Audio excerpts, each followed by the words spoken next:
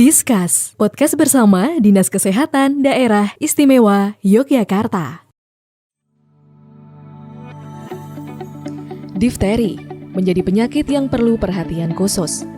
Kasus difteri menjadi masalah di Indonesia. Tercatat 3.353 kasus difteri dilaporkan dari tahun 2011 sampai dengan tahun 2016. Angka ini menempatkan Indonesia menjadi urutan kedua setelah India dengan jumlah kasus difteri terbanyak. Lalu, apa saja faktor penyebab difteri? Dan bagaimana upaya yang dapat dilakukan oleh pemerintah untuk menekan angka penyebaran difteri?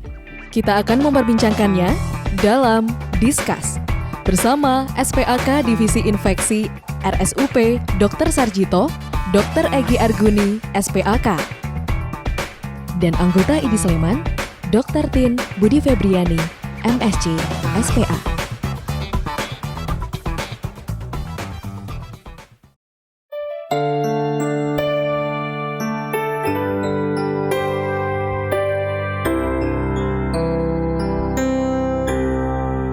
Hidupmu kan berarti bila kau ingat padanya. Menyatakan kuasanya yang tiada bandingnya. Harapkan rizki darinya, iringi doa padanya, jalankan perintahnya, jauhkan larangannya.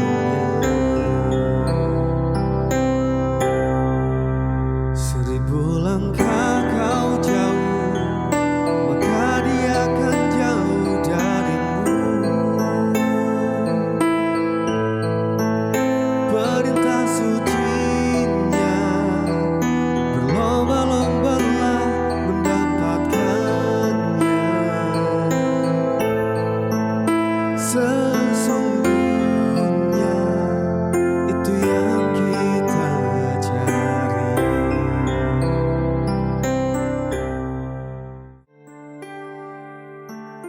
Difteri adalah penyakit menular yang dapat disebabkan melalui batuk, bersin, atau luka terbuka. Gejalanya termasuk sakit tenggorokan dan masalah pernapasan. Penyebab utama difteri adalah infeksi bakteri Corynebacterium diphtheria yang menyerang selaput lendir pada hidung dan tenggorokan serta dapat mempengaruhi kulit. Selain itu, infeksi ini dapat menular melalui partikel di udara, benda pribadi, peralatan rumah tangga yang terkontaminasi, serta menyentuh luka yang terinfeksi kuman difteri.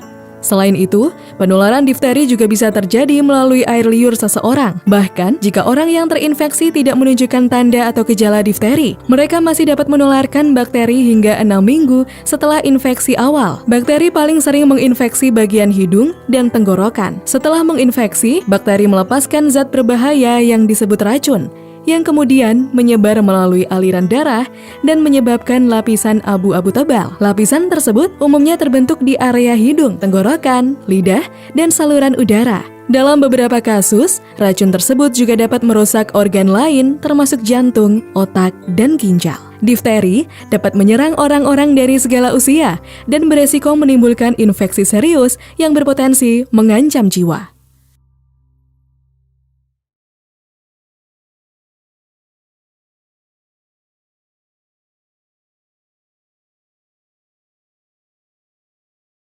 Bismillahirrahmanirrahim. Assalamualaikum warahmatullahi wabarakatuh. Salam sejahtera untuk kita semua. Apa kabar Anda, sobat sehat? Semoga Anda selalu dalam keadaan sehat walafiat. Discuss podcast bersama Dinas Kesehatan Daerah Istimewa Yogyakarta kembali hadir bersama Anda. Senang rasanya Nizam Fadli dapat menyapa Anda di hari ini, karena insya Allah hari ini hari yang spesial. Kita akan membahas bersama dengan para ahli, yaitu ada beberapa ahli yang kami hadirkan di hari ini. Ada Dr. Egy Arguni SPAK dari Divisi Infeksi dan Penyakit Tropis RSUP Dr. Sarjito dan Dr. Tin Budi Febriani MSc SPA dari ID Sleman. Podcast ini kami hadirkan untuk media promosi sosialisasi dan juga edukasi terkait permasalahan kesehatan dan juga pelayanan kesehatan khususnya di daerah istimewa Yogyakarta.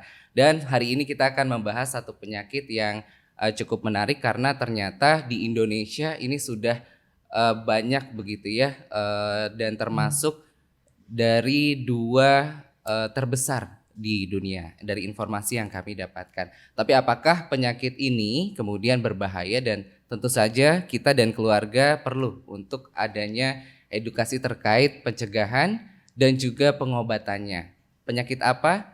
Namanya adalah difteri. Pernah mendengarkan? Nah, kalau mungkin Anda pernah mendengar difteri ini atau pernah mengalami begitu ya, nanti kita akan tanya lebih jauh bagaimana kemudian penanggulangan dari penyakit difteri ini bersama Dr. Egy dan juga Dr. Tin yang sudah hadir bersama kami hari ini. Assalamualaikum warahmatullahi wabarakatuh, Dr. Egy. Waalaikumsalam warahmatullahi wabarakatuh. Kabar Mas sehat, Nizam. Dokter? Baik. Alhamdulillahirrabbilalamin. Saya izin juga menyapa ada Dr. Tin. Assalamualaikum warahmatullahi wabarakatuh, Dokter. Waalaikumsalam warahmatullahi. Kabar sehat, Dokter? Sehat, alhamdulillah. Alhamdulillah.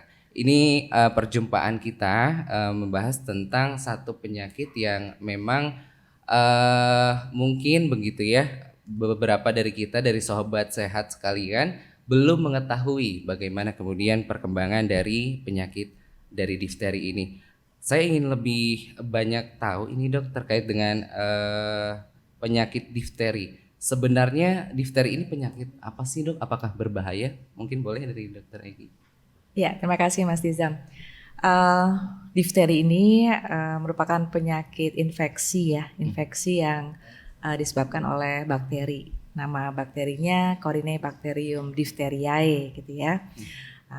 Karena memang infeksi ini sebenarnya merupakan penyakit yang sebenarnya sudah bisa kita cegah nih, Mas Nizam, yaitu juga kita cegah dengan imunisasi. Tapi kenapa di banyak negara gitu ya, termasuk di Indonesia, di banyak tempat di Indonesia itu juga masih tinggi kasusnya gitu. Jadi ini merupakan tugas kita bersama ya, bahwa kita bisa berusaha untuk terhindar dari penyakit ini. Penyakit ini disebabkan oleh bakteri tadi, Corynebacterium diphtheriae, dan dia menular lewat menular lewat droplet ya. Droplet itu adalah percikan penafasan ya. Kalau kita berbicara, batuk, bersin, atau berbicara yang lebih keras, teriak-teriak, itu kan ada uap ya, apa namanya, kayak kita COVID kan, kita sudah sangat sering sekali mendengar ya tentang penularan dengan media yang droplet ini. Jadi baik dengan itu, dan kemudian juga kalau seseorang terkena penyakit ini dan dia bisa menularkan ke orang lain yang sebelumnya sehat, itu dengan cara tadi, dengan cara droplet tadi. Oke, artinya penyakitnya menular ya, Dok ya? Ya, dan lewat menular. udara. Ya, lewat penularannya. udara. Baik, saya ingin tahu juga ini pandangan dari Dr. Tin terkait penyakit yang apakah ini penyerangannya seperti apa sih, Dr. Tin? Menyerang saluran pernafasan sajakah atau yang lain?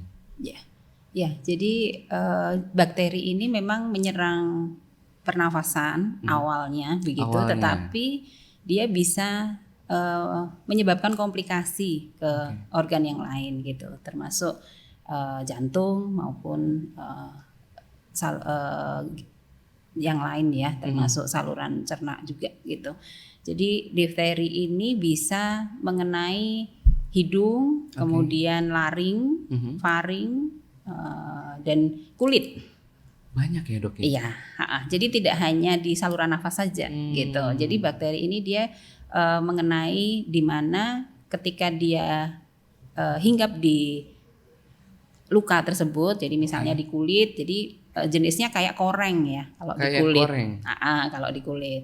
Nanti kalau di hidung dia kayak bentuk plak. Plak itu kayak lapisan yang dia mengering, jadi kayak koreng gitu.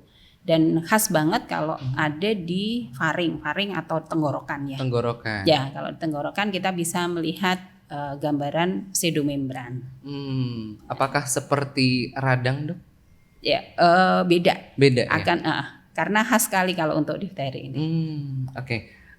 Tanda-tandanya mungkin boleh, Dok, disampaikan tanda-tanda ketika orang terkena di hidung, di faring tadi ya? Ya. Atau seperti apa kalau tanda-tanda orang yang terkena Iya, difteri? jadi ya gejalanya satu demam. Demam. Kemudian ya seperti kalau di saluran nafas dia seperti batuk, infeksi saluran nafas lah, flu-like syndrome begitu. Kemudian kita baru mengetahui ketika memang sudah melihat ke dalam tenggorokan. Di situ pseudomembran itu yang gambaran khas yang bisa kita lihat pada kasus difteri ini. Oke, berarti bisa dikatakan apakah ketika tadi pseudomembrannya kena berarti semuanya kena, atau sebenarnya kita bisa lihat dari tadi ada yang kena koreng saja, Iya, kemudian berarti bisa semua begitu. Biasanya hanya ya bisa sih kombinasi ya, Oke. misalnya hidung kemudian dengan faring atau kulit dengan faring gitu bisa. Tapi kalau tahap awal biasanya ya hanya satu tempat, entah itu di tenggorokan atau di hidung saja bisa gitu. Oke. Baik. Ternyata sobat sehat ini penyakitnya cukup banyak menyerang organ vital ya. Tadi dokter sempat menyampaikan juga beberapa organ dalam yang juga bisa kena. Dan berbicara tentang datangnya penyakit, Dokter Egy, tentu ada sumber begitu ya yang akhirnya difteri ini sampai kepada korban begitu ya. Biasanya sumber penyakitnya ini dari mana saja sih, Dok? Ya, sumber penyakitnya itu adalah orang yang sakit itu sendiri. Orang gitu. yang sakit. Iya, jadi dia bisa menularkan ke orang lain. Bakteri ini kan memang ada di sekitar kita ya, ada di sekitar kita, dan dia sebenarnya kalau yang namanya bakteri Corynebacterium diphtheriae ini sebenarnya dia merupakan bakteri yang kita sebut komensal. Komensal itu Apa itu, Dok? Komensal itu artinya bakterinya secara umum sebenarnya ada di saluran nafas kita. Jadi komensal. Jadi secara umum pada orang yang sehat pun mungkin ada bakterinya di situ ya. Tetapi kalau bakteri tersebut tidak diinfeksi oleh virus, ada yang namanya itu virus vaga ya. Yang dia di dalam tubuh virusnya itu mengandung gen yang sifatnya toksik. Nah, itu maka bakteri itu kayak berubah sifat dan dia menjadi infeksius. Jadi bakteri yang tadinya merupakan bakteri komensal ada di saluran nafas dan dia terinfeksi oleh virus yang di dalam tubuhnya itu ada gen yang toksik gitu ya. Nah, itu baru kemudian bakteri itu berubah sifat dan kemudian jadi bisa menginfeksi orang tersebut. Seperti itu. Dan kemudian dia menularkan ke orang lain tadi dengan cara droplet. Dengan cara droplet. Iya. Dan tidak bisa kita ketahui penyakitnya itu kalau tidak cek, begitu, Dok? Iya, tadi Dokter Tino sudah menyampaikan karena memang difteri ini kalau dia ada yang ringan dan juga ada yang berat tentu saja ya.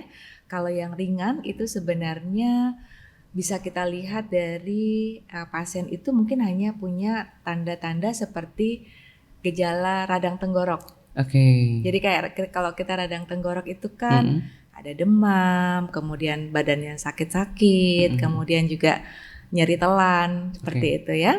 Nah, kalau seperti ini mungkin orang juga tidak akan ke dokter dulu ya, karena memang kita sudah biasa ya punya kondisi yang seperti ini.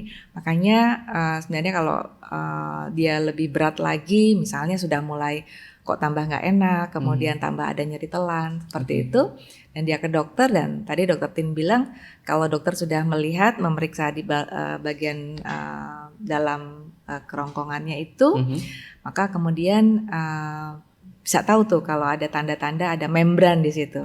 Nah, membrannya itu warnanya putih tapi agak kotor ya, putih keabu-abuan seperti itu. Nah, itu khas sekali untuk difteri. Nah, dari yang itu kemudian kalau yang tipenya adalah yang berat, nanti dia bisa terjadi komplikasi. Ada komplikasi. Iya. Komplikasi seperti apa mungkin, Dok? Ya, tadi sudah sedikit disinggung ya Dokter Tin ya.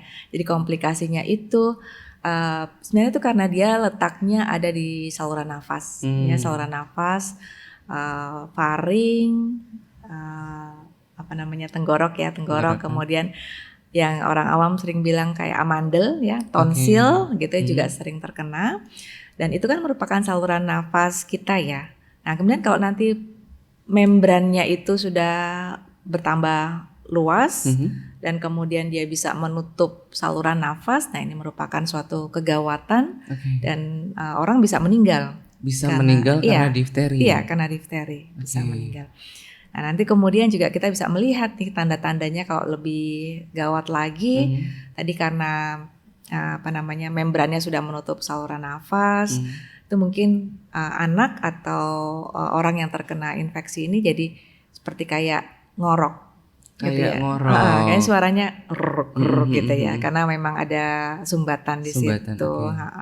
Seperti itu. Kemudian susah menelan juga seperti itu ya. Nanti dari luar kita akan bisa melihatnya seperti kayak kok lehernya seperti besar gitu ya. Kita bilang sebagai bull neck ya. Bull neck itu bull itu kan sapi jantan ya. Itu leher sapi jantan itu kan gede gitu ya. Nah, apakah kayak gondongan, Dok? Bukan. Agak berbeda karena kalau gondongan itu lebih kepada benjolan ya, benjolan. Memang mungkin agak kadang-kadang mungkin dikelirukan juga gitu. Makanya itulah pentingnya kalau ada keluhan seperti itu sebaiknya ke dokter supaya bisa diperiksa lebih lanjut lagi. Oke, baik. Ini Dokter Tin terkait dengan penyebaran juga dari bakteri ini, apakah kaitannya dengan cuaca kah atau kaitannya dengan ada faktor yang membuat akhirnya difteri ini menyebar di masyarakat begitu? Iya, lebih ke arah penderitanya. Jadi bukan tidak ada hubungannya dengan cuaca, tetapi ketika satu kasus ada kita temukan di satu lokasi, maka siapa saja yang kontak dengan penderita maka kita harus lakukan pemeriksaan karena kemungkinan besar dia tertular. Kemungkinan besar tertular. Ya. Tadi saya mendapatkan satu informasi yang ternyata saya baru tahu juga. Difteri ini salah satu yang bisa masuk adalah karena tidak imunisasi, betul Dok? Iya. Karena tidak imunisasi. Karena tidak imunisasi. Jadi pemerintah kan sudah ini ya dari Kemenkes ya, dari Kementerian Kesehatan ada program imunisasi, pengembangan program imunisasi yang itu sudah dicanangkan sudah sejak lama. Dan difteri ini masuk dalam imunisasi wajib DPT namanya. DPT. Ya, DPT itu sejak bayi usia 2 bulan itu bayi sudah mendapatkan imunisasi ini. Ya. Jadi 2, 3, 4 kemudian diulang setelah usia 18 bulan. Baik. Apakah difteri kemudian menyerang hanya anak-anak, Dok? Biasanya memang usia di bawah 16 tahun. Biasanya. Jadi apakah dewasa nggak bisa? Bisa juga ya. Bisa juga. Gitu. Baik, kalau tanda-tanda tadi ya yang disampaikan oleh Dr. Egy dan juga Dr. Tin ternyata ada pada diri Anda. Baik, saya ingin tahu kalau di lapangannya Dr. Egy seperti apa mungkin kalau di Rumah Sakit Sarjito begitu ya. Adakah kasus temuan dari difteri ini? Sebenarnya sih kita bersyukur ya, Yogyakarta itu termasuk provinsi yang atau daerah yang bukan endemis untuk difteri. Karena alhamdulillah juga Yogyakarta merupakan salah satu provinsi yang cakupan imunisasinya juga paling tinggi di Indonesia. Ya, jadi kita patut berbangga ya kita tinggal di daerah istimewa Yogyakarta. Nah, di Sarjito ini kita tidak pernah punya kasus difteri yang confirm. Apa itu, Dok? Nggak pernah confirm, jadi terkonfirmasi. Terkonfirmasi. Bahkan dari mungkin dari sejak kurang dari 2000 mungkin ya, 19-an ya.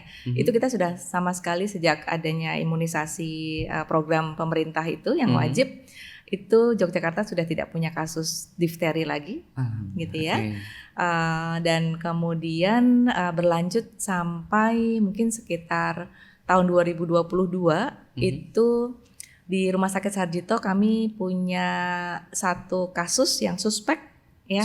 Suspek. Jadi di saat kita sibuk dengan COVID gitu ya, dan kemudian difteri ini menjadi hal yang juga menjadi perhatian gitu ya. Karena apa? Karena saat kita hampir 2 tahun kemarin COVID, itu banyak sekali anak-anak yang tidak diimunisasi gitu ya. Karena apa? Karena mungkin orang tua juga khawatir ya datang ke rumah sakit, datang ke puskesmas, datang ke posyandu gitu, khawatir kalau tertular COVID ya. Tapi akibatnya justru malah mereka tidak membawa anak-anaknya untuk imunisasi wajib. Nah, sebenarnya sudah diprediksi oleh para ahli bahwa setelah pandemi tersebut itu akan muncul lagi penyakit-penyakit infeksi yang tadinya bisa dicegah dengan imunisasi. Nah, salah satunya dengan difteri ini. Sehingga di pertengahan tahun 2022 kalau saya tidak salah itu ada satu kasus suspek, yaitu memenuhi tanda-tanda suspek sebagai pasien difteri, tetapi kemudian setelah kita swab itu hasilnya tidak konfirmasi sebagai difteri. Gitu. Jadi bukan bakteri Corynebacterium diphtheriae. Wah, baik. Ternyata satu prestasi ya untuk daerah istimewa Yogyakarta, kasus difteri hampir tidak ditemukan kalau di rumah sakit Dr. Sajirto begitu ya. Belum ada, alhamdulillah. Namun ini jangan sampai kita lengah ya, sobat sehat sekalian, bahwa tadi gejalanya sudah dijelaskan, ternyata juga cukup berbahaya karena menyerang organ-organ vital. Kalau dari Dokter Tin sendiri begitu ya dokter, bagaimana ketika mungkin kasusnya adalah ketika di rumah kita sudah menemukan beberapa gejala tersebut begitu ya, apa yang harus kita lakukan? Apakah bisa diobati terlebih dahulu di rumah ataukah mungkin harus langsung cek gitu dok? Iya. Jadi kalau infeksi saluran nafas ya itu kan gejalanya tadi ada demam, nyeri tenggorokan, sakit menelan begitu. Nah, ketika itu memang mengganggu gitu. Nah, lebih baik segera diperiksakan. Apalagi kalau untuk balita ya. Untuk balita. Jadi karena apa? Ketika kita tidak melakukan pemeriksaan, tidak membawa ke layanan ke klinik kesehatan, takutnya dia memberat. Jadi ketika sudah ke rumah sakit atau layanan klinik, kondisinya udah mungkin ada gangguan pernafasan, sesak nafas, dan saturasi oksigennya juga menurun. Nah itu kita kesulitan gitu untuk memberikan penyembuhan, memberikan ada namanya anti difteri. Jadi yang harus kita berikan pada kasus yang suspek difteri itu kita kasih itu. Oke. Artinya ini harus dicegah sedini mungkin ya. Baik, kalau tadi dokter menyampaikan ada imunisasi 2 bulan, kemudian berlanjut sampai beberapa bulan begitu ya. Apakah juga ada vaksinnya mungkin dok yang ketika ada pasien difteri begitu ya harus kalau sudah kita curiga difteri itu kita tidak ngasihnya bukan vaksin, tapi imunoglobulin atau antibody. Jadi dia sudah jadi, kita masukkan ke penderita, kemudian kita lihat responnya. Jadi kalau vaksin itu kan butuh respon tubuh untuk membentuk antibodi sendiri. Nah itu syaratnya pasiennya sehat.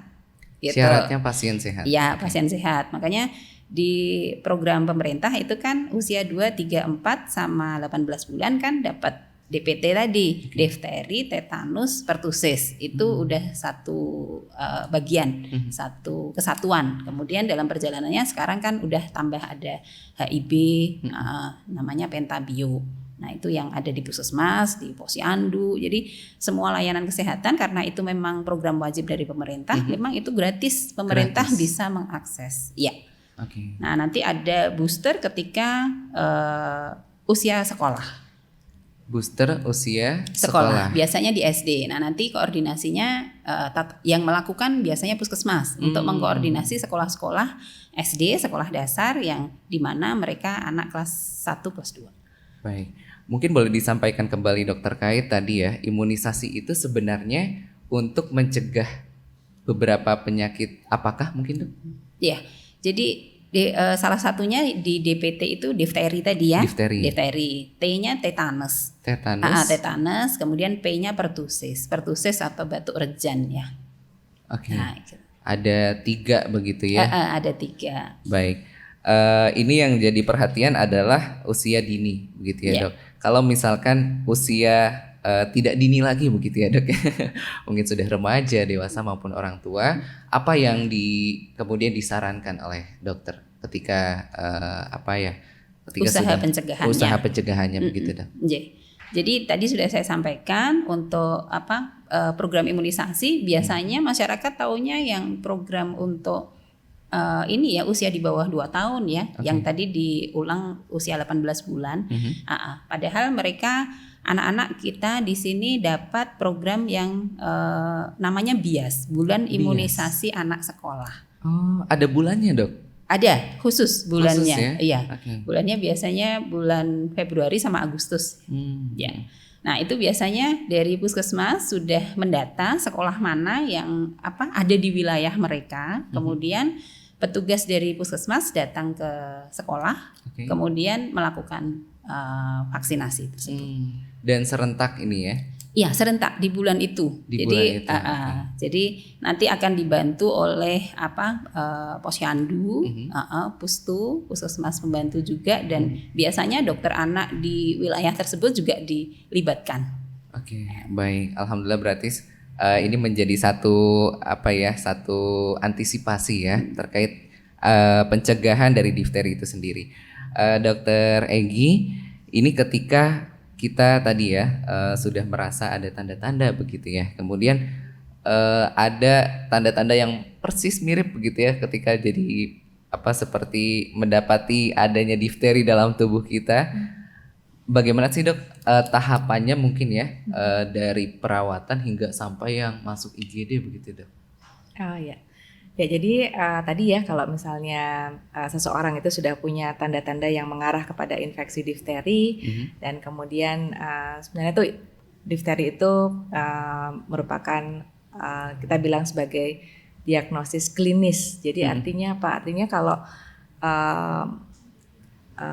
misalnya saya ambil contoh COVID ya. COVID itu kalau ada tanda gejalanya dan kemudian harus tes dulu, dan kemudian kalau hasilnya tes COVID-nya positif baru diobati, gitu ya. Nah, kalau difteri ini enggak. Nah, difteri ini merupakan kita bilang sebagai diagnosis klinis. Jadi sebenarnya cukup hanya dengan dokter itu melihat klinisnya sudah sesuai dengan tanda-tanda dia terkena infeksi difteri, maka saat itu juga harus sudah mulai tata laksananya, gitu ya. Itu wajib. Jadi kita tanpa menunggu ada diagnosis pasti, itu kita sudah lakukan tata laksana. Jadi kalau tata laksana difteri itu yang pertama sudah pasti adalah kita melihat kegawatannya ya. Tadi ya karena saya sampaikan dulu bahwa dia bisa menyerang saluran nafas, sehingga kemudian kegawatannya itu apakah ada tanda-tanda misalnya kesulitan bernafas. Nah itu dulu kita tangani. Tapi setelah itu pasien memang harus masuk ke ruang isolasi. Harus diisolasi. Harus diisolasi. Karena menular tadi. Karena menular. Ya, jadi harus masuk ruang isolasi. Itu yang berikutnya, dan kemudian setelah itu kita harus berusaha untuk mendapatkan tadi yang Dr. Tin bilang itu adalah ADS ya, anti difteri serum, gitu ya. Karena ADS ini merupakan tata laksana yang sangat penting. Kalau tidak diberikan ADS maka kemungkinan meningkatkan kematian pasien itu tinggi, gitu ya. Selain ADS kemudian kita berikan antibiotik. Nah, antibiotik yang diberikan ini sebenarnya pilihannya itu adalah antibiotik yang disuntikan. Ya, disuntikan itu golongan penisilin, disuntikannya selama 14 hari. Oke ya, jadi 14 hari. Tetapi kalau kita tidak punya antibiotik penisilin tersebut, maka kita gunakan yang bisa diminum. Ya, bisa diminum itu juga golongannya eritromisin dan itu kita berikan juga selama 14 hari. 14 gitu. hari. Jadi bisa dibayangkan ya pas misalnya kita terinfeksi difteri, karena itu menular maka kita harus masuk ke ruang isolasi dulu dan kemudian langsung mulai tata laksananya ya, ADS kita berikan dan kemudian antibiotik kita berikan juga selama kurun waktu tertentu itu 14 hari itu. 14 hari. Iya. Cukup lama ya. Lama banget. Perawatannya ya. Jadi khawatir ya, tapi semoga dengan adanya informasi ini kita bisa mengetahui lebih lanjut begitu ya sobat sehat sekalian, bagaimana tanda-tanda itu hadir dan bagaimana kemudian kita antisipasi untuk pencegahan. Berikut ada beberapa video yang menarik yang kami sediakan untuk Anda tentang difteri kali ini. Silakan menyimak. Cara pencegahan difteri yang paling utama dan efektif adalah dengan melakukan vaksin atau imunisasi difteri. Namun, terdapat beberapa cara meningkatkan sistem kekebalan tubuh yang dapat dilakukan untuk mencegah difteri. Di antaranya, waktu beristirahat yang cukup dan berkualitas. Berdasarkan hasil penelitian, risiko berbagai penyakit dapat meningkat jika seseorang kurang tidur. Oleh karena itu, penting untuk mendapatkan jam tidur yang cukup dan berkualitas setiap harinya untuk menghindari risiko dari berbagai macam penyakit, termasuk difteri. Mengonsumsi makanan yang sehat dan bergizi, karena dengan gizi seimbang merupakan salah satu kunci mendasar yang perlu diterapkan dalam rangka meningkatkan kekebalan tubuh. Adapun makanan yang direkomendasikan merupakan makanan-makanan yang kaya antioksidan seperti buah dan sayuran dan dikombinasikan dengan karbohidrat, protein, lemak sehat, dan sebagainya. Menerapkan pola hidup sehat dengan berolahraga teratur, dengan melakukan olahraga secara rutin dan teratur, maka sistem kekebalan tubuh juga dapat meningkat. Adapun olahraga rutin yang disarankan merupakan olahraga minimal 150 jam per minggu atau 30 menit per hari. Selain itu, menjaga kebersihan lingkungan tempat tinggal merupakan hal yang sangat penting. Hal tersebut disebabkan karena bakteri yang menyebabkan difteri dapat berkembang biak dengan mudah di tempat yang kotor dan lembab, sehingga memiliki lingkungan tempat tinggal yang bersih akan mengurangi risiko terjangkit difteri. Mencuci tangan dengan bersih secara berkala, mencuci tangan dengan sabun serta air mengalir dengan bersih merupakan salah satu langkah efektif yang dapat mencegah terjangkitnya penyakit infeksi. Salah satunya adalah difteri.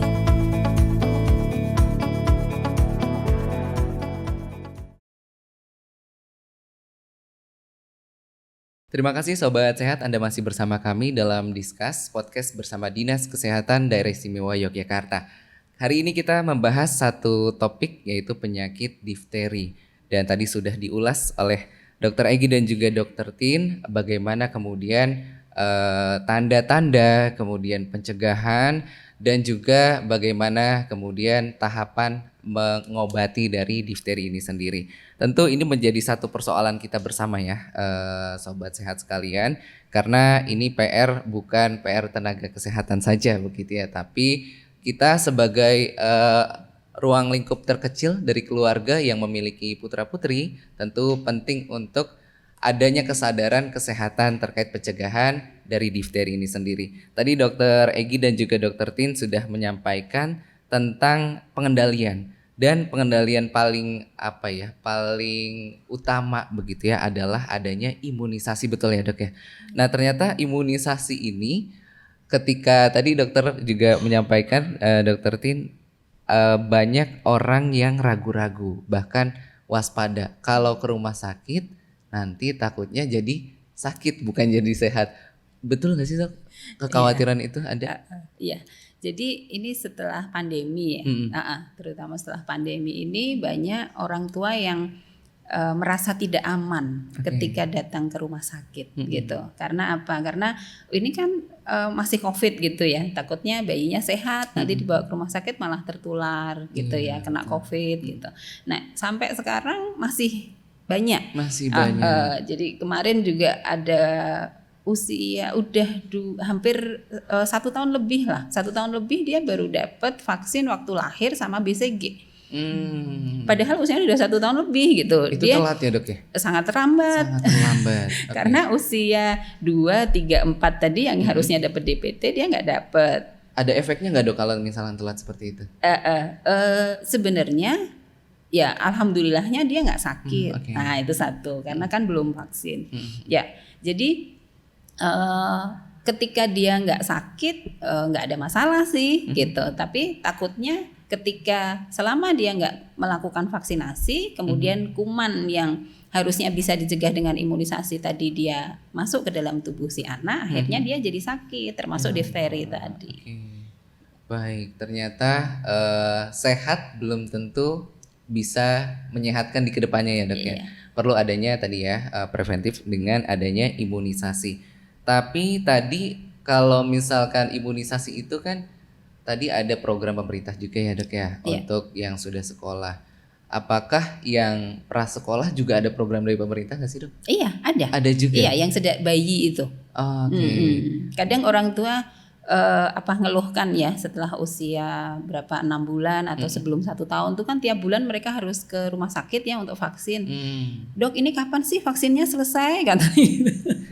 Banyak ya, Karena Dok, ya? iya karena memang banyak program imunisasi tapi itu sangat menguntungkan putra-putri mereka kan. Karena itu mencegah lebih baik daripada mengobati gitu. Jadi kalau bisa dicegah, kenapa kita membiarkan anak-anak kita untuk sakit? Nauzubillah ya. Nauzubillah, Jangan sampai sakit dulu baru ada kepedulian. Baik, termasuk ada kepedulian juga dari Sobat Sehat ini dok terkait kekhawatiran akan adanya penyebaran lewat makanan dari sahabat Nina. Apakah benar dok kalau misalkan difteri ini bisa tertular dari makanan? Dokter Egi silakan. Iya, penularan utama itu tetap lewat pernafasan ya, tetap lewat droplet. Tetapi jangan lupa kalau kita tadi bernafas, batuk, bersin gitu, ada droplet yang keluar dan kemudian menempel di meja, di kursi, di benda-benda di sekitar kita. Seperti itu dan kemudian kalau orang lain yang yang menyentuh benda-benda tersebut dan kemudian juga dia tidak cuci tangan gitu ya, tidak rajin cuci tangan, kemudian terus pegang-pegang mulut, hidung seperti itu dan itu ada mukosa di situ dan kemudian bisa tertular ya. Itu cara yang kedua. Jadi tadi dari pernafasan, yang kedua adalah lewat kontak terhadap benda-benda yang yang tadi sudah terkena droplet dari pasien. Nah, untuk makanan seperti ini nih kita agak menjelaskannya agak lebih susah lagi. Sebenarnya karena dia menularnya itu lewat dari saluran nafas tadi ya. Tetapi kalau jenis difterinya itu adalah difteri yang kulit, maka penularannya langsung lewat kontak dengan kulit yang Jika bersentuhan dok? ya jika bersentuhan. Tapi itu kalau yang difterinya difteri kulit. Ya. Tapi kalau untuk yang difteri saluran nafas, nah ini mungkin penularan utamanya itu lebih kepada tadi yang saya sampaikan gitu ya. Kalau untuk makanan nanti dia masuk ke dalam tubuh dan kemudian juga dalam tubuh saluran cerna itu kan ada macam-macam barrier ya, ada asam lambung segala macam itu lebih membuat kuman-kumannya bisa mati. Jadi penularan lewat makanan itu kayaknya persentasenya sangat kecil sekali dibandingkan dengan kalau kita tertular lewat saluran nafas tadi ya, pernafasan. Baik, mungkin juga penting ini dok terkait dengan sanitasi. Bagaimana saran mungkin dari dokter ketika bersihnya kita itu bisa menghindari dari penyakit difteri ini sendiri? Iya tadi ya karena penularannya juga lewat kontak ya, kontak dari benda-benda yang terkontaminasi, maka kita harus rajin-rajin membersihkan benda-benda di sekitar kita dan kemudian juga karena penularannya itu lewat udara, pernafasan juga kemudian aerasi di rumah gitu ya, ventilasi itu harus baik juga seperti itu. Baik, itu dia beberapa ya yang bisa kita lakukan di rumah. Semoga ini bisa membantu kita untuk melindungi dari difteri. Ada pertanyaan juga untuk Dokter Tin, Dok. Sosialisasi dari fasilitas kesehatan seperti apa sih, Dok? Ada informasi kah? Ya, jadi fasilitas kesehatan, program dari dinas kesehatan terutama ya, itu ada namanya program promotif preventif. Nah, di situ. Jadi yang promotif itu lebih ke pemberian informasi terkait dengan penyakit-penyakit yang dapat dicegah dengan imunisasi. Nah, itu sudah dilakukan. Ya, jadi setiap bulan gitu ya, Puskesmas sendiri sudah melakukan promosi kesehatan kepada masyarakat, bisa melalui penyuluhan baik di sekolah maupun di posyandu gitu. Nah, kalau yang preventif tadi lebih ke imunisasi. Imunisasi. Ya.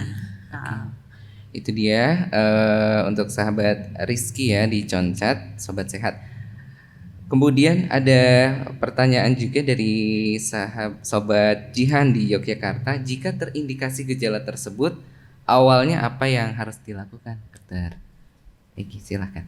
Iya, kalau terindikasi tadi udah ada tanda-tanda gejalanya, ada demam. Meskipun sebenarnya demamnya itu tidak demam yang tinggi, ya. Jadi demamnya itu biasanya demam yang kalau orang Jawa bilangnya semelanget ya, dia nggak tinggi ya. Demamnya nggak tinggi, ada batuk, mungkin ada nyeri tenggorok seperti itu, dan diperiksakan. Dan tadi kalau dokter sudah menemukan ada pseudomembran di saluran napas, di amandel atau kemudian di langit-langit, di faring gitu ya, di kerongkongan gitu ya, tenggorokan, itu merupakan tanda-tanda. Dan kalau sudah ada membrannya, pseudomembran di situ, maka dokter sudah akan mendiagnosis dia sebagai suspek gitu ya, suspek difteri. Nah, kalau sudah suspek difteri, nanti pasiennya tadi harus diisolasi dan kemudian mendapatkan tata laksana. Oke, itu dia. Tapi mungkin nggak sih, Dok, ini terkait dengan difteri ini bisa menjadi KLB begitu ya, kejadian luar biasa? Sangat mungkin. Mungkin. Apakah pernah terjadi juga? Tahun berapa ya, Dok? 2011 kalau 2011 di Indonesia. Itu di Jawa Timur. Di Jawa Timur. Berarti tertinggi di Jawa Timur ya? Iya, kasusnya memang banyak di Jawa Timur. Oke, bagaimana supaya kita tidak kemudian di Yogyakarta dan di seluruh Indonesia harapannya tidak menjadi KLB begitu, Dan? Tadi preventif Preventif ya, imunisasi. imunisasi. Iya. Jadi ketika anak sudah mendapatkan imunisasi DPT tadi terutama ya, kalau sekarang Pentabio ya, apa mereknya itu kalau di puskesmas ya, itu dia sudah punya antibodi di dalam tubuhnya. Ya, kenapa harus berulang pemberian imunisasinya atau booster ya? Itu karena untuk menjaga agar antibodi di dalam tubuh itu dia protektif, gitu. Jadi kadang ada yang nggak paham loh kan, kenapa harus berulang-ulang gitu ya? Kayak misalnya DPT tadi, kenapa harus usia 2 bulan, 3 bulan, 4 bulan, 18 kemudian bulan. iya, kenapa diulang-ulang? Seperti itu, setelah itu SD nanti dapat lagi 2 kali. Nah, banyak. itu yang nggak paham karena nggak ngerti gitu. Kenapa kita harus booster? Ya agar kadar antibodi di dalam tubuh si anak itu dia kondisinya terbentuk ya? protektif. Jadi Baik. ketika tidak di booster maka kadarnya akan menurun. Kayak gitu. Oke, ini ya sekali lagi ya satu nasihat ya dari dokter bahwa preventif itu sangat penting begitu ya sobat sehat sekalian. Kalau misalkan tadi ya dokter juga menyampaikan adanya kompilasi yang terjadi.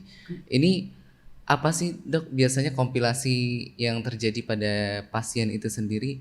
Mungkin bisa disampaikan, Dokter? Iya, komplikasi yang terjadi tadi ada sumbatan saluran nafas dan itu sangat membahayakan jiwa ya, karena tidak bisa bernafas ya tentu saja ya. Itu merupakan hal yang sangat membahayakan jiwa, bahaya. Dan berikutnya yang paling sering, komplikasi berikutnya yang sering adalah ke jantung. Ke jantung. Jadi nanti terjadi peradangan di jantung gitu ya. Nah, itu juga berat juga. Biasanya pasien-pasien yang sudah terkena komplikasi sampai ke jantung itu kemungkinan dia meninggal juga tinggi seperti itu. Dan kemudian ada juga yang ke ginjal, nanti menjadi gagal ginjal gitu ya. Dan kemudian juga ada yang ke persarafan gitu ya. Jadi tadi komplikasinya tidak hanya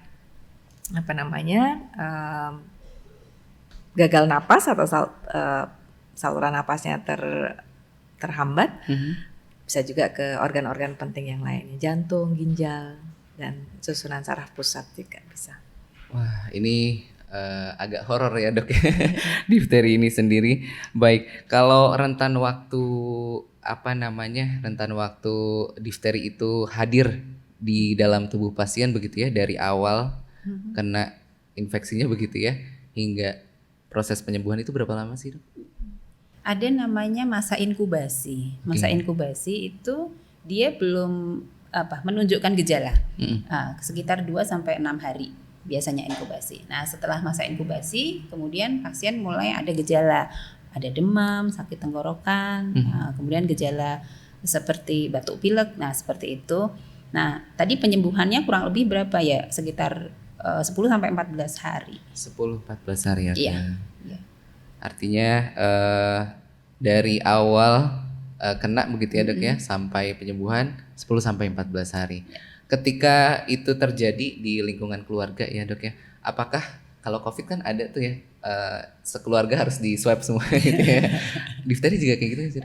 Kita tunggu dia confirm atau tidak dulu. Oke, dengan yang dites. dicurigai, ya di swab dulu. Oke. Di swab. Jadi kalau ada satu kasus saja udah jadi KLB itu. Kalau yang confirm.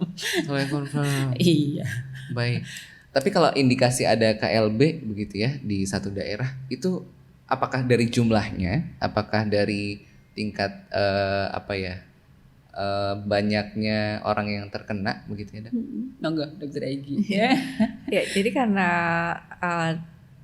kalau di suatu wilayah itu dia sama sekali sudah bertahun-tahun, bahkan kalau di Jogja sudah berpuluh-puluh tahun kita nggak punya kasus difteri, dan kemudian ada satu saja pasien yang terkonfirmasi difteri, nah itu Yogyakarta menjadi KLB gitu. Karena satu doang? Karena satu aja, ini kenapa pecah begitu, telur. Pecah telur. Jangan ya dok. Jangan, makanya jangan sampai gitu ya. Jadi di tempat yang memang tidak ada kasusnya sudah bertahun-tahun atau bahkan berpuluh-puluh tahun, satu kasus saja sudah KLB gitu ya.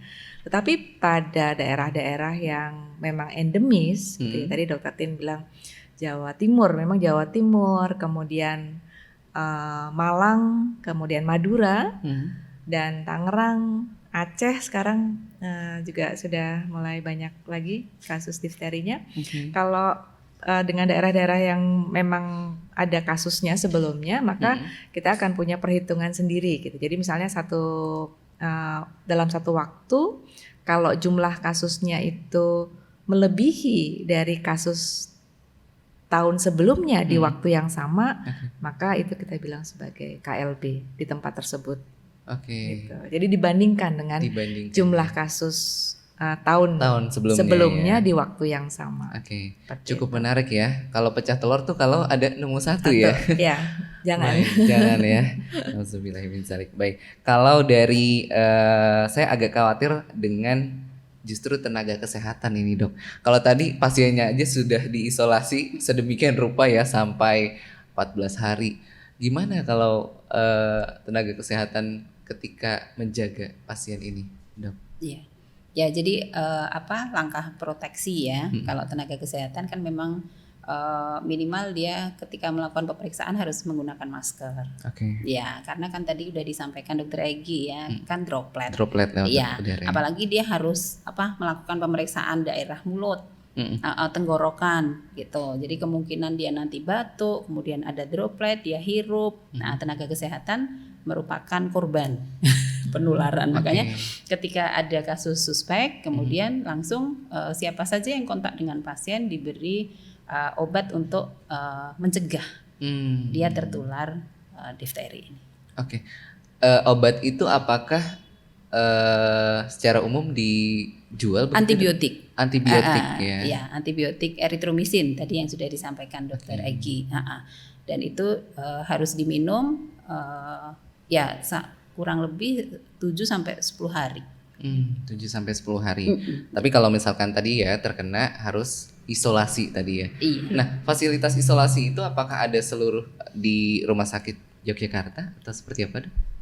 Iya, difteri tidak seperti COVID ya, apa namanya? Difteri itu dia memang isolasi, tapi tidak harus kita bilang ada kan isolasi yang tekanan negatif gitu ya. Seperti pada kemarin kita tata laksana untuk COVID gitu. Tapi kalau difteri cukup ada ruangan isolasi saja, jadi dia tidak kontak dengan orang lain yang ada di sekitarnya. Jadi isolasi aja cukup. Isolasi saja cukup ya. Cukup. Jadi satu ruangan tersendiri untuk pasien itu. Gitu. Baik. Penanganannya untuk daerah istimewa Yogyakarta, apakah seluruh rumah sakit menyediakan begitu? Iya. Jadi sebenarnya kalau tidak semua rumah sakit punya fasilitas khusus isolasi sebenarnya. Tapi kalau memang ada kasus yang suspek, maka tadi dia bisa memanfaatkan satu ruangan saja yang dia terpisah dari pasien-pasien lainnya, seperti itu.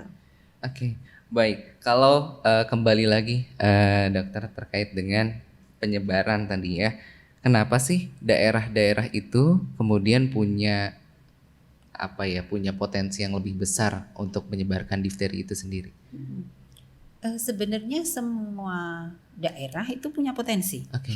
Jadi ketika tadi ada satu kasus yang confirm, ya berarti kan semua orang yang ada di sekitar dia itu kan memang beresiko untuk kena difteri gitu.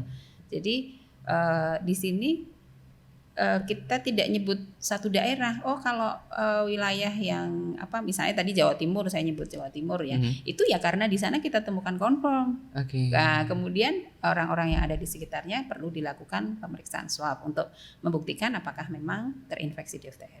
Baik, itu dia ya. Kalau Dokter Egy sendiri Dok, terkait dengan pemerintah dan juga dinas kesehatan, ada nggak sih dukungan lapangan yang sudah dilakukan oleh pemerintah itu sendiri? Sebenarnya saya pikir dukungan dari pemerintah itu antara lain adalah penyediaan dari obat-obatannya, persediaan ADS ya, anti difteri serum tadi ya, dan kemudian juga menyediakan sarana diagnostik ya tadi swab karena harus swab, dan kemudian karena tidak semua tempat itu bisa melakukan pemeriksaan untuk konfirmasi. Jadi misalnya kalau kita di Jogja, maka kita akan mengirim swab itu kalau tidak ke Jakarta ke Jawa Timur, gitu ya untuk konfirmasinya. Nah, saya rasa dukungan pemerintah seperti itu ya, untuk memastikan obat-obatan ADS dan kemudian untuk diagnostiknya itu ada. Baik, alhamdulillah sudah terfasilitasi begitu ya untuk daerah istimewa Yogyakarta. Tapi kalau untuk difteri itu sendiri, apakah terbackup juga nggak sih Dok dengan BPJS begitu? Iya, terbackup ya? Iya, karena vaksinnya aja diberikan. Oke. Apalagi perawatannya. Apalagi perawatannya. Ya, jadi pengembangan program pemerintah. Jadi namanya PPI ya dalam Kementerian Kesehatan itu setiap tahun selalu berkembang. Kenapa kok namanya PPI gitu? Pengembangan program imunisasi. Jadi imunisasi program itu menyesuaikan dengan kebijakan pemerintah, akan ditambah lagi. Kalau harapan kita sih sebagai dokter anak semua vaksin di cover pemerintah ya. Gitu. Tapi kondisinya kan menyesuaikan dengan kemampuan pemerintah gitu. Termasuk yang tadi saya sampaikan, dulu namanya DPT Combo. DPT Combo itu DPT plus hepatitis B. Oke. Nah, setelah itu tahun 2000 sebelum 2010 ya, Dr. Egy itu ditambah HIB, Haemophilus influenza B. Itu juga jenis bakteri yang bisa menyebabkan infeksi berat pada anak. Nah, makanya dimasukkan lagi komponen satu lagi dalam DPT Combo tadi, HIB. Nah, sekarang namanya Pentabio. Pentabio. Saya nyebut merek karena memang itu merek yang ada di puskesmas. Oh, oke. Namanya Pentabio. Oke. Iya. Baik, baik itu dia ya ternyata ada ya sobat sehat terkait dengan fasilitas dari pemerintah untuk pengobatan ya difteri itu sendiri. Dokter Egi, kalau akses layanan kesehatan masyarakat, kadang mungkin sobat sehat antara takut, ragu-ragu dan nggak tahu nih terkait dengan adanya akses layanan kesehatan. Seperti apa sih mungkin kalau akses layanan kesehatan untuk difteri itu sendiri? Ya, saya pikir tadi ya akses layanan kesehatan sudah sangat baik sekali, terutama untuk yang di Yogyakarta karena saya pikir untuk pengenalan kasus pertama kali pasien juga bisa datang biasanya juga tidak langsung ke rumah sakit ya, tapi ke puskesmas juga memungkinkan gitu ya, atau ke klinik-klinik Pratama yang lain gitu ya. Sehingga aksesnya sangat baik saya pikir kalau di Yogyakarta ini untuk penanganan difterinya. Cukup baik ya, Iya. dan sangat baik ini terkait dengan adanya akses layanan kesehatan. Mungkin Dokter Tin bisa menyampaikan kembali Dok terkait tahapan yang bisa dilakukan orang tua begitu ya untuk memberikan anaknya terkait dengan adanya preventif dari difteri itu sendiri dari umur 2 bulan sampai berapa Dok? Iya. Jadi terkait imunisasi itu sejak bayi usia 2 Dari bulan. bayi 2 bulan, 2 oke. bulan. Nah, biasanya ketika bayi lahir itu kontrol biasanya usia 3 hari, 1 minggu gitu kontrol. Nah, biasanya dokter memberikan informasi edukasi terkait jadwal imunisasi. Oke. Karena itu sudah jadi program. Jadi semua dokter pasti memberikan informasi itu, termasuk yang lahir di PPK 1 atau puskesmas. Oke. Ya, karena puskesmas juga menyediakan semua layanan vaksinasi yang program pemerintah.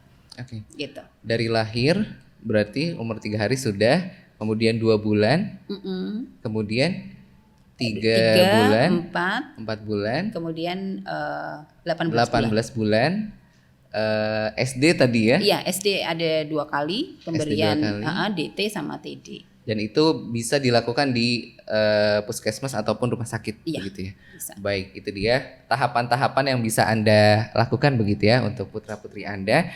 Dan tak terasa ini Dokter Egi dan juga Dokter Tin, kita sudah sampai di penghujung acara. Ada closing statement yang mungkin bisa disampaikan untuk sobat sehat terkait juga penanggulangan dari difteri ini sendiri. Silakan dari Dokter Egi.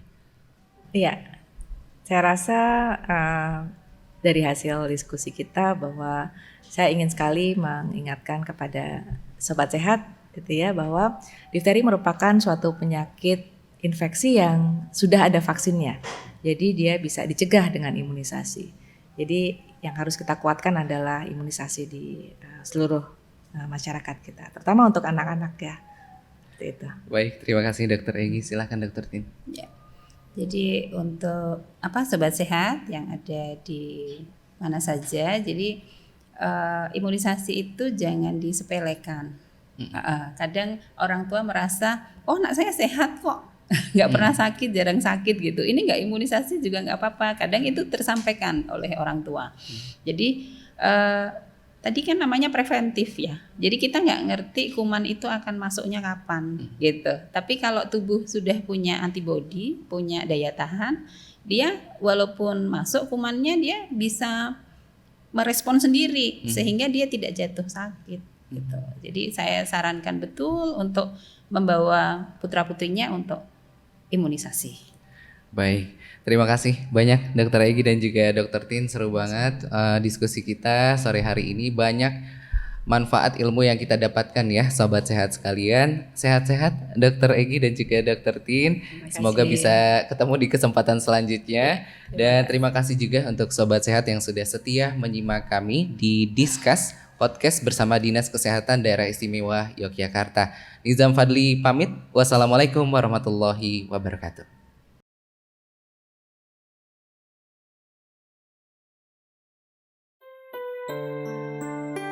Pencegahan difteri menjadi perhatian khusus oleh pemerintah.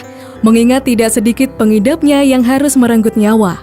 Penyakit difteri sendiri telah tersebar di seluruh dunia. Pada tahun 2014 tercatat sebanyak 7.347 kasus dan 7.217 kasus diantaranya 98% berasal dari negara-negara anggota WHO dan Southeast Asia Region. Sementara jumlah penyebaran kasus difteri di Indonesia dilaporkan sebanyak 775 kasus pada tahun 2013 atau 19% dari total kasus Southeast Asia Region.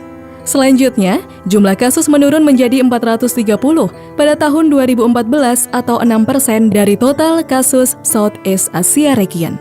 Jumlah kasus difteri di Indonesia sedikit meningkat pada tahun 2016 jika dibandingkan dengan tahun 2015. Terdapat 529 kasus pada tahun 2015 dan 591 pada tahun 2016. Sejak vaksin toksit difteri diperkenalkan pada tahun 1940-an, maka secara global pada periode tahun 1980 sampai 2000, total kasus difteri menurun lebih dari 90%. Selanjutnya, imunisasi DPT di Indonesia dimulai sejak tahun 1976 dan diberikan 3 kali, yaitu pada bayi usia 2, 3, dan 4 bulan. Bulan selanjutnya, imunisasi lanjutan DT dimasukkan ke dalam program bulanan imunisasi anak sekolah pada tahun 1984. Untuk semakin meningkatkan pelindungan terhadap penyakit difteri, imunisasi lanjutan DPT HB/HIV mulai dimasukkan ke dalam program imunisasi rutin pada usia 18 bulan sejak tahun 2014. Dan imunisasi TD menggantikan imunisasi TT pada anak sekolah dasar.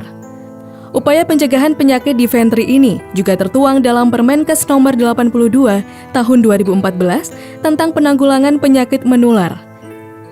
Hal tersebut dapat dilakukan dengan penemuan penderita di fasilitas pelayanan kesehatan, penyelidikan epidemiologi, pengobatan massal, pemberian kekebalan massal, intensifikasi pengendalian faktor resiko. Hidupmu kan berarti bila kau ingat padanya. Ingat akan kuasanya yang tiada bandingnya. Takkan sia-sia